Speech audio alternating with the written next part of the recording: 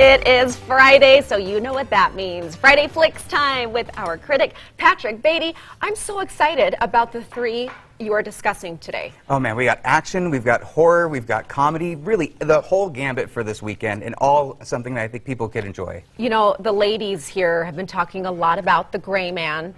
You know, it's Not Ryan just Gosling. I'll talk about Ryan Gosling and Chris Evans. Captain America is in this. And whatever Ryan Gosling's going to be in the MCU eventually. And we've got it directed by the Russo brothers. Ooh, let's take a look. So this is the Russo brothers from Endgame and Infinity War, all of the Marvel films that are like the big combination films, I suppose. This is a mercenary kind of fight against these two people that are deep in cover with their secret agent stuff. There's a lot of fighting, there's a lot of action. Ana de Armas is in this, and she's incredible in it. But at the end of the day, the story just kind of lacks getting any more special than what you would see from any average like B movie with these kind of action things. The only great thing is you have the main actors that are so good. So Chris Evans, Ryan Gosling, if you love him, this would be a good one to watch, but for me, I would probably say it's worth skipping. No way. Yeah. I feel like Ryan Gosling typically goes for really incredible projects. So how could he do this to us? You know, I don't think it's him. I think the writing let him down a little bit, just a little bit. But still, if you like action films, you know that there's all kinds of good ones, bad ones. This might be worth it still. Okay, so it's a maybe. Oh, this next one, so curious to hear all about Nope. Do you want to set up the clip? Well, Jordan Peele is back, and has he struck gold again for the third time? Let's take a look. Yes, Jordan Peele is back, the master of horror. At this point in time, he's probably our generation's Alfred Hitchcock when it comes to horror films.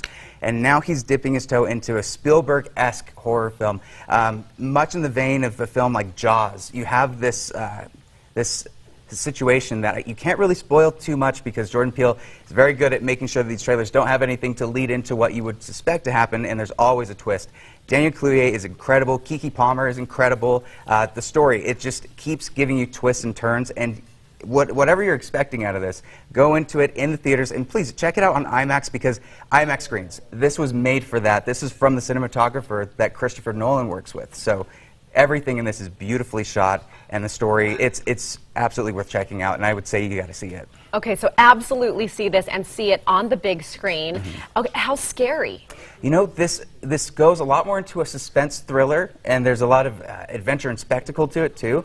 But at the end of the day, there are some parts that, honestly, I'm still thinking about that still are haunting to me. Ooh, that's a good sign. It is interesting how you see nothing. I mean, we have no idea what it's about, but it's so intriguing. Right. Okay, that's I can't a master wait. at work. And then the last one is The Rehearsal. Let's take a look. So this is a fascinating concept from Nathan Fielder that's famous for a TV show, Nathan For You, back in Comedy Central. What if you had the ability to take a life experience that you were nervous about and rehearse it to the point where you knew every variable and you can kind of figure out what would happen in that situation? That way you're not going in worried about it.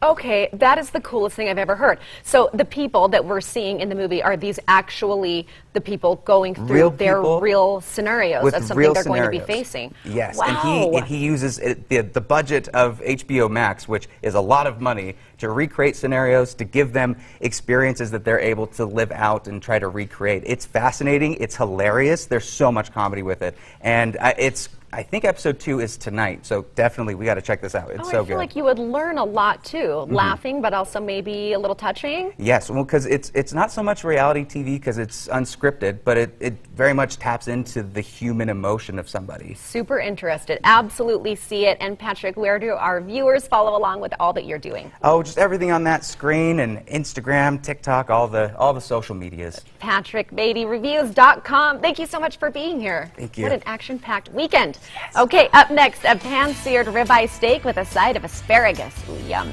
Coming up later, it's delicious, isn't it? Hey, what would you say if you could converse?